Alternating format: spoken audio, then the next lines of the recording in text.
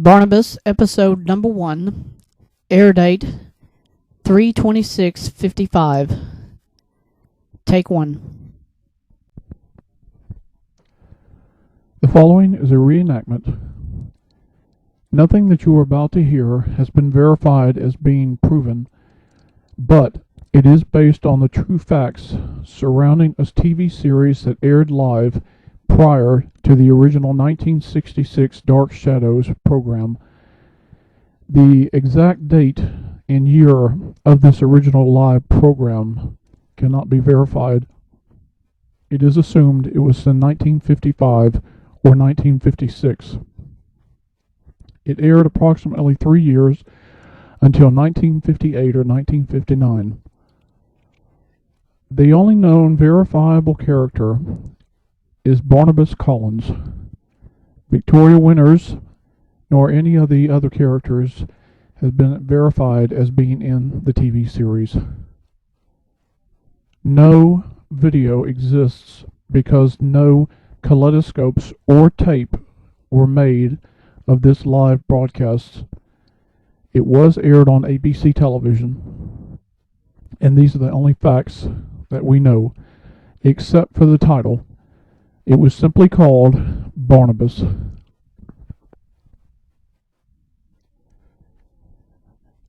My name is Barnabas Collins, and this is my story.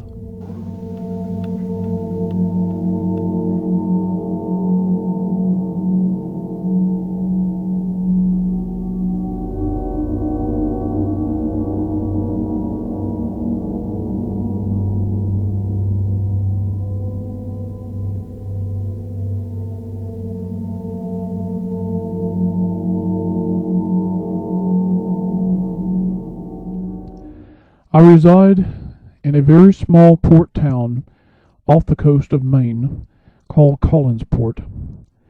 My family originated and founded this town 200 years ago. I have lived myself for the past 200 years inside a coffin, trapped, unable to get out, a living death looking at a silver cross on my casket. Now I have been released. A fool looking for treasure opened up my crypt, tore off the chains that my ancestors had trapped me in this coffin with, opened the casket, and thought he would find treasures, jewels, everything. All he found was his enslavement to me. Now I have been released from my imprisonment. Each and every day that I live has been a nightmare. It began in 1795. I was engaged to wed a woman I loved, Josette. She came from Paris, and I loved her. But she had a rival, Angelique. Not knowing that she was a witch, she put a curse on me and condemned my soul for all eternity. In the years following, I lived out what I thought was a life at Collinwood, our family estate. When Angelique entombed me and cursed me with this vampirism that I have now, I had no choice. I could not marry Josette. I lived out my life century from century, wondering, will I ever be free of what Angelique did to me?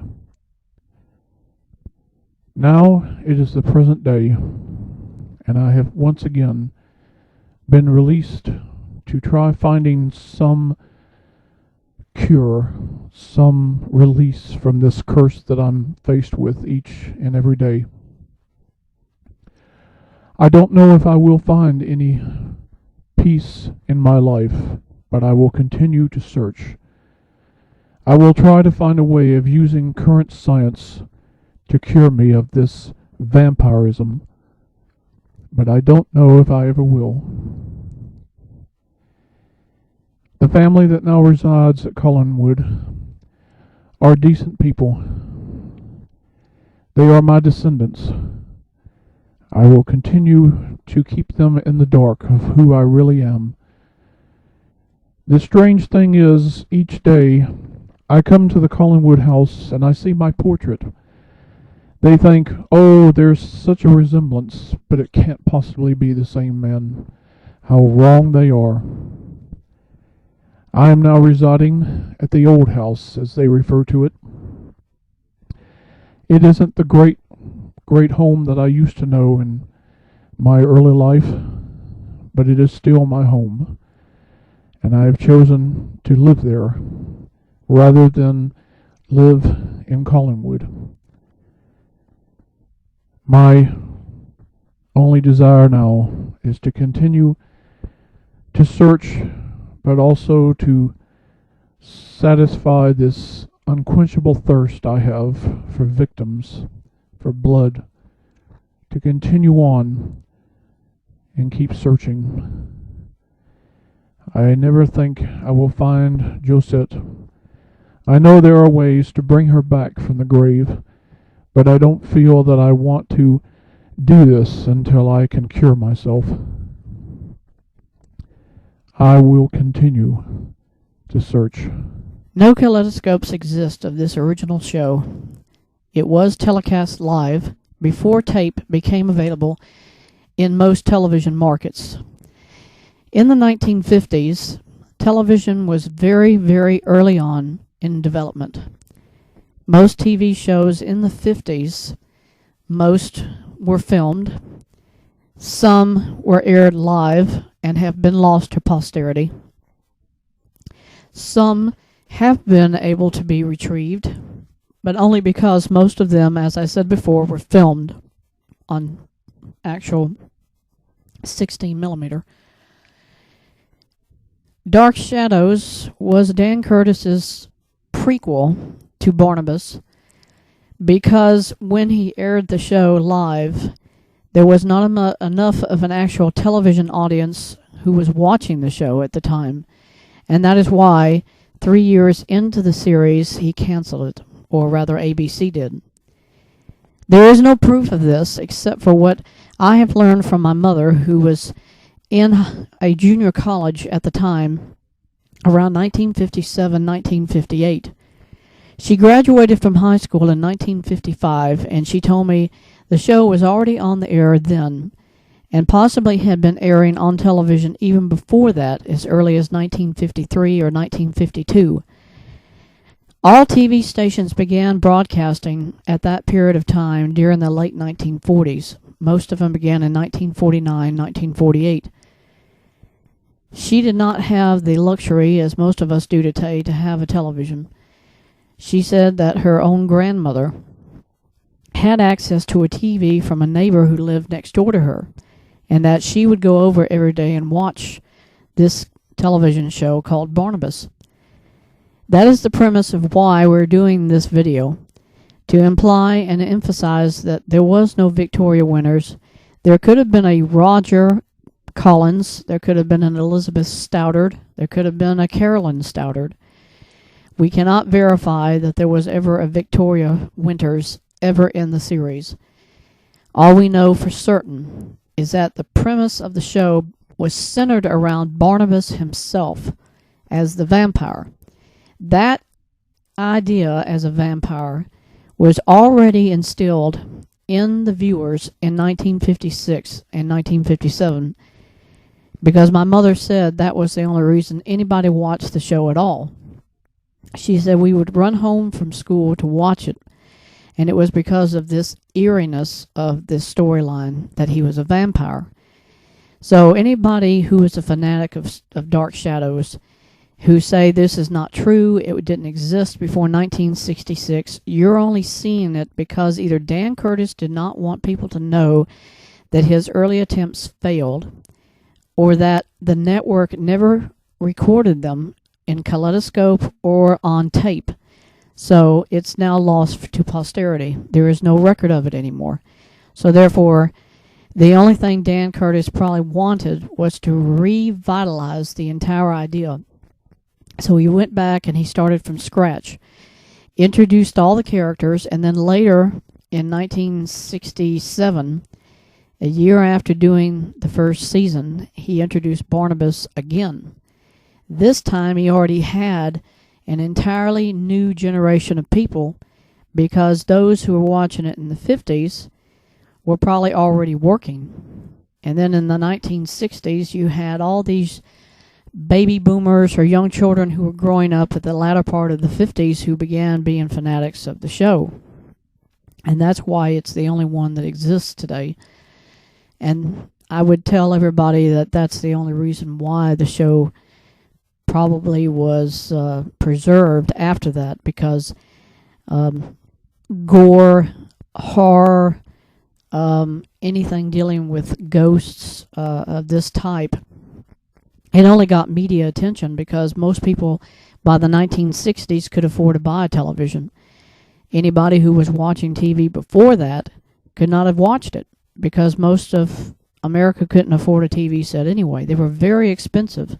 Right after television began broadcasting nationally with networks and so forth, people were still using radios at that time. So it makes a lot of sense to me that they could not have probably continued doing the series when they knew that people wouldn't want to watch it if they didn't know how it all started. So Dan Curtis probably either was given the choice by ABC, or they canceled it themselves and said, well, let's try and bring it back again maybe later after people start buying more television sets. And that could be why there is no record of this early TV series for Barnabas, because nobody had television sets, and those who could see it are most likely, most of them are dead now, or that they are confused enough not to know the difference between both of them. So, in conclusion of this video today, thank you for allowing me to bring up this subject to you all. And if anybody is offended and thinks, oh, this whole thing is put on, it's made up, I'm not telling anybody that what I'm saying is totally verifiable. But my mother was alive a lot longer than I am, and she was there, she was in school, and she told me, and she still confirms to this day, that Barnabas was the only main character, and it was on television before 1957. It was on the air possibly between 1953, perhaps 1952, maybe 1954, and that it was canceled around 1959, 1958, and then 7 years later, in 1966, ABC again revived the story, and Dan Curtis then brought back all of these other things into it to lead up to the introduction of Barnabas. And he did the one thing that all soap operas now do, and that is they videotaped it.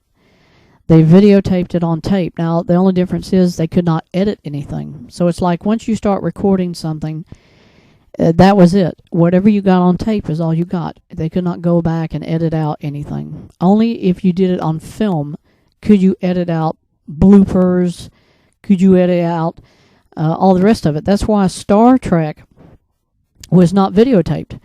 Everything about Star Trek, if you notice, was filmed. And so it's true of most of the other science fiction shows. Lost in Space was filmed. It was not videotaped. So it's a crying shame that Dark Shadows failed the first time it was on TV. But then you think, well, there was nobody watching television in the 50s. Televisions were too expensive, so nobody could afford to buy them. And now it kind of makes sense of why people did not ever see the original Barnabas TV series, because either you weren't alive then, or that your family did not make enough money to buy a television. And so the only entertainment your family, your grandparents had was radio, and that's all there was in the 1950s, most of it. If you had the option to get a TV set, you were one of the lucky few in America who had one. So, thank you for watching, and I hope you'll come again.